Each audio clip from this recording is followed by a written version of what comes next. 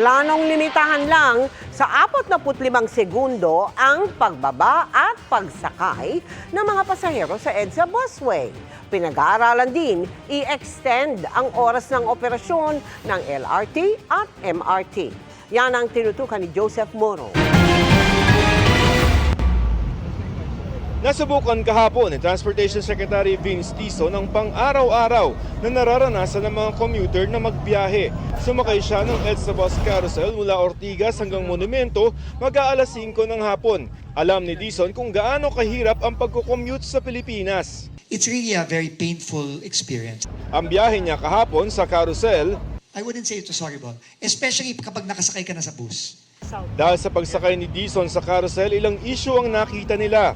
Tulad ng paglalabo-labo ng mga sasakay sa MRT at carousel sa ilang istasyon nito. Pati na ang minsay matagal na paghihintay ng masasakyang bus.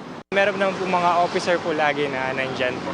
Sinasaway po nila yung mga bus rin po. Ilan na sa mga gustong striktong maipatupad ng Department of Transportation, dapat daw 45 seconds lamang yung itinitigil ng mga bus sa EDSA bus carousel para kumuha at magbaba ng mga pasahero. At para daw hindi magkalabo-labo, yung mga sumasakay sa EDSA bus carousel at MRT gagawa ng mga dedicated concourse para hiwalay yung mga pasahero mag-EDSA bus carousel at mag-MRT. Have you tried umakyat ng overpass para lang sa carousel?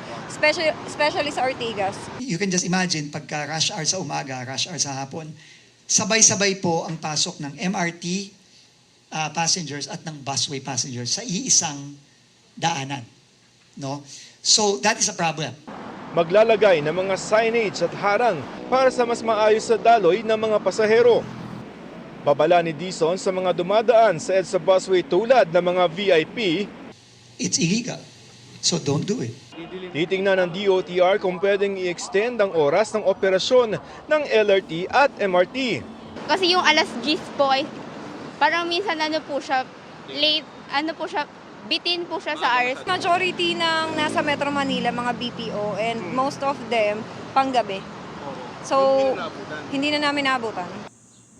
Kakausapin naman ng DOTR ang mga toll operator na inulit na kailangan daw nila ng cashless na sistema sa mga tollway para maging interoperable ang dalawang sistema. Pero gusto raw munang masiguro ni Dizon na hindi mauulit ang nangyari sa Valenzuela na nagka-traffic dahil sa palyadong mga reader.